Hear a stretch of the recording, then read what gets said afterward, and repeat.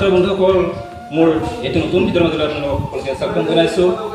আজি মই আহিছোঁ মোৰ বাইদেউ ঘৰত এটা নতুন ঘৰৰ ৰঙৰ কামৰ কাৰণে, আৰু কিছুদিন পিছত তেওঁলোকৰ নতুন ঘৰ লাভ কৰিব আৰম্ভ হ'ব। সেয়েহে আমি তেওঁলোকৰ ঘৰটো অতি যুদ্ধংদেহী ৰূপত আমি কাৰ্যসূচী চলাই আছোঁ।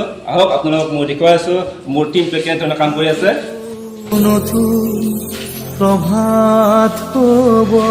এয়া আমাৰ বিপুল দা। নিউ নিউ কৰা হেঁচাৰ চিঞৰ আপোনালোকৰ ঘৰটোৰ কিছু দৃশ্যাংশ মই দেখুৱাই আছোঁ, চাই লওক। নতুন প্ৰভাত হ'ব, কাল ৰাতি নাথাকিব। নিউ নিউ কৰা হেঁচাৰ চিঞৰ, হিয়াৰৰ ৰাৱা তৰিব।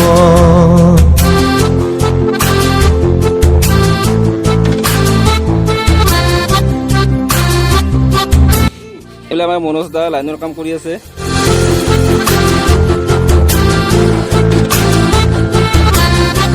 আন এজন পেইণ্টাৰ বৰ্তমান ৰংগলাই আছে ইয়াতে।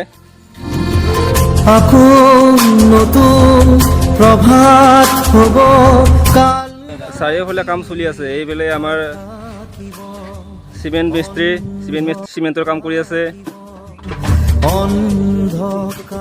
ঘৰৰ মালিকক কামত লগাই দিছোঁ, যিহেতুকে তেওঁলোকে আৰু দুদিন পিছতে তেওঁলোকৰ ঘৰটো নতুন গৃহ প্ৰৱেশ কৰিব। আপুনিও বিচাৰে নেকি আপোনাৰ ঘৰটো ৰঙীন কৰি তুলিবলৈ? যদি আপুনিও আপোনাৰ ঘৰটো ৰঙীন কৰি তুলিবলৈ বিচাৰিছে, তেতিয়াহ'লে আপুনি আমাৰ লগত যোগাযোগ কৰক। মই আছোঁ, মোৰ টীম আছে।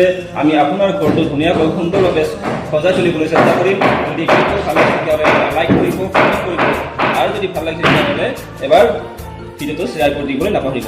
ধন্যবাদ।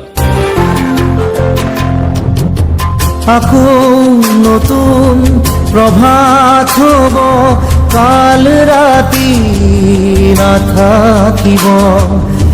জয়াল ৰাতিৰ বিভীষিকাবোৰে সাজুই দেখি পলাই যাব।